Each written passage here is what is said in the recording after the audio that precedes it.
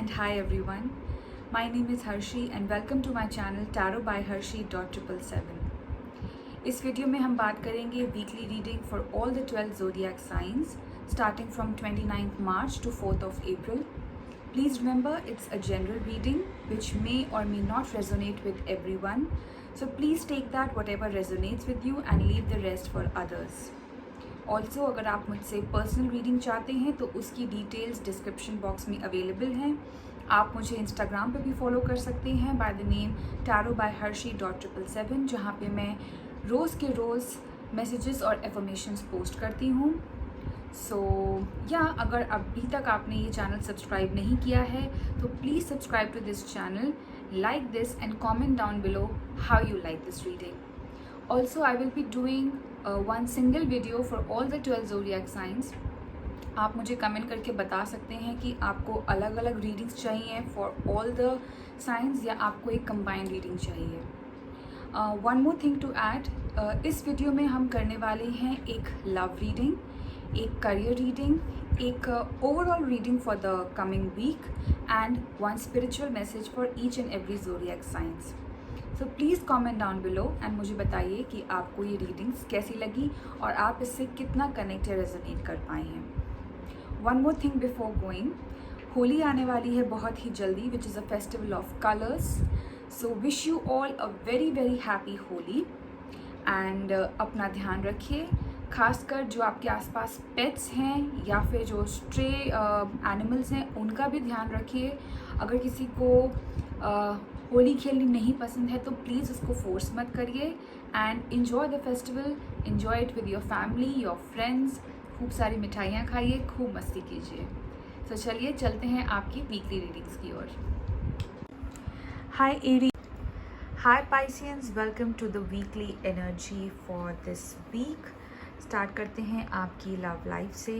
Love life के लिए we have 7 of Wands. ये एनर्जी कहीं ना कहीं मुझे बता रही है कि समवेयर पाइसीज आप जो हैं एक बाउंड्री क्रिएट कर रहे हैं अपने इर्द गिर्द. मे बी आपके पास्ट लाइफ में या पास्ट में कुछ ऐसी सिचुएशंस हुई हैं जिनको आप लेके थोड़ी सी टेंस्ड हैं और थोड़े से आपके मूड स्विंग्स भी चल रहे हैं पाइसीज. इस वजह से you have created a boundary around you.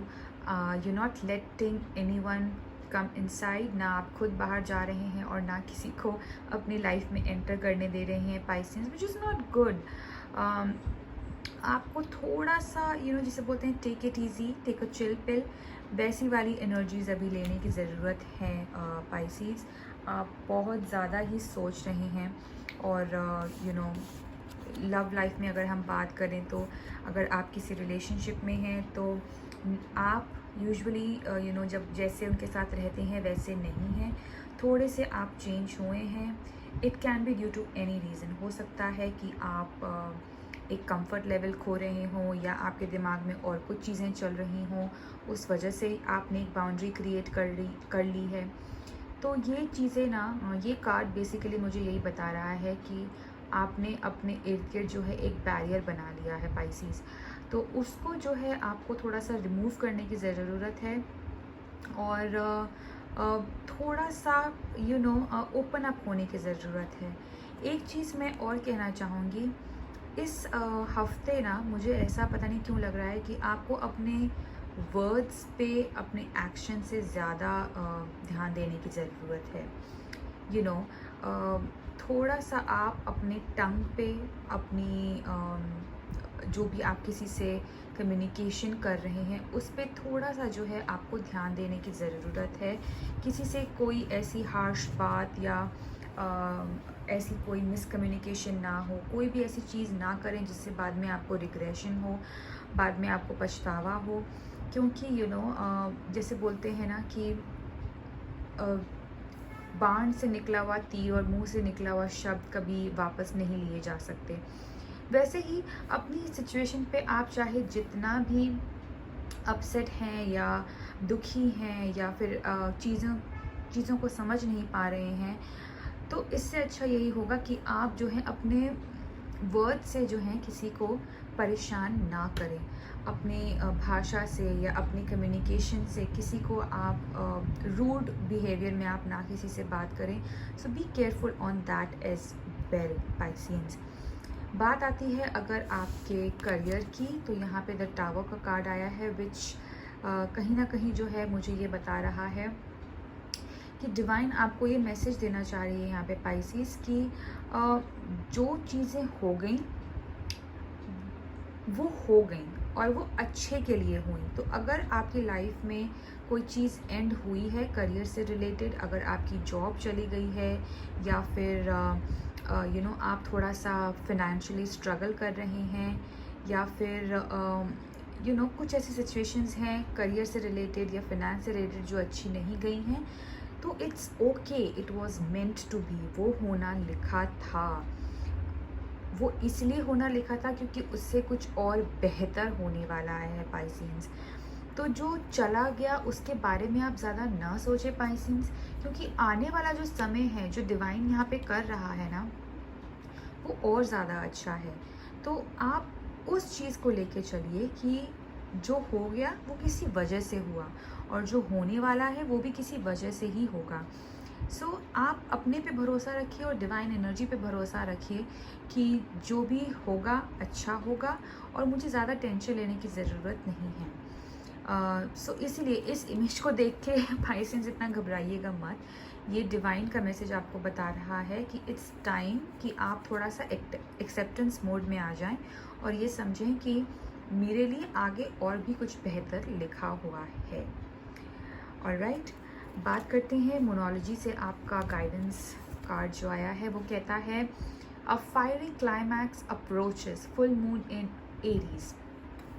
Again मैं यही बोलूँगी कि कहीं ना कहीं आपको जो है इस हफ्ते अपने वर्ड्स पे, अपनी कम्युनिकेशन पे थोड़ा ध्यान देने की ज़रूरत है डियर पाइसीज़, क्योंकि ये हफ्ता जो है बहुत ही आपका अग्रेसिव एनर्जी रहेंगी, बहुत ही फायरी एनर्जी रहेंगी, बहुत ही ऐसी एनर्जी रहेंगी जहाँ पे आप अपने टॉप मोस्ट लेवल पे होंगे, चाहे वो आपका काम करने का तरीका हो या चाहे वो आपकी पर्सनल लाइफ में हो। सो ध्यान रखिए पाइसेस कि आप इतना भी एनर्जी फ्लो में ना बह जाएं कि दूसरों को हर्ट हो जाए या दूसरों को आपकी बातों से या आपके एक्शन से तकलीफ़ हो। Please take this in mind, have control on your self, on your words, कि आप क्या बोल रहे हैं, किसको बोल रहे हैं, कैसे बोल रहे हैं, इन सब चीज़ों पे इस वीक प्लीज़ आप थोड़ा सा ध्यान दीजिए Pisces. Spiritual guidance, spiritual message आपके लिए क्या है? Avoid hateful thoughts as they are just as hurtful as physically striking someone. Exactly as what I said here. यहाँ पे ये जो टावर एनर्जी है, ये मत सोचिए कि मेरे साथ ये क्यों हुआ, ऐसा कैसे हो गया, ऐसा तो नहीं होना था, मैं तो ये एक्सपेक्ट नहीं कर रहा था या नहीं कर रही थी, मैंने तो कुछ और अच्छा एक्सपेक्ट किया था। सो ये सारे जो थॉट्स आपके माइंड में आ रहे हैं पाइसीज़, इनको प्लीज़ अपने दिमाग से फ्लश आउट कर दीजिए, क्योंकि ये आपको हर्ट ही करेंगे। सो इट्स बेटर कि थोड़ा सा आप रिलैक्स कीजिए। एक्चुअली मैं कहूँगी कि प्लीज़ आप किसी से ना बात करके इस हफ्ते थोड़ा सा मेडिटेट करिए पाइसीज़, बिकॉज़ ये एनर्जी ना बहुत इंटेंस नज़र आ रही है मुझे यहाँ पर। सो आई वुड से कि प्लीज़ थोड़ा सा आई वुड सजेस्ट कि प्लीज़ आप ज़्यादा किसी से ज़्यादा बढ़ के बात ना करें और प्लीज़ थोड़ा सा आप मेडिटेशन करिए, थोड़ा सा योगा कीजिए, ब्रीदिंग एक्सरसाइज ज़्यादा कीजिए, जितना हो सके थोड़ा सा नेचर के पास टाइम स्पेंड करिए, क्योंकि जितना मैं पाइसीज़ को जानती हूँ, they are nature lovers, they are music lovers as well. तो हो सके तो कुछ अच्छा सूदिंग सा म्यूज़िक भी आप सुन सकते हैं जो आपको रिलैक्स करे। और होली का टाइम आ रहा है Pisces, colours, it's a colour festival, so enjoy करिए उन सब चीज़ों को। बट हाँ, बातों पे थोड़ा सा ध्यान देना पड़ेगा आपको इस हफ्ते पाइसीज़। ओवरऑल मैं बोलूँ तो बैलेंस्ड वीक है, बट देन कुछ चीज़ों का आपको ख्याल रखना पड़ेगा। सो या पाइसीज़, ये थी आपकी इस हफ्ते की एनर्जी, ये इस हफ्ते की reading. Please comment down below और मुझे बताइए कि आप इस रीडिंग से कितना कनेक्ट और रेजोनेट हो पाए हैं। Till then, bye bye, take care and God bless.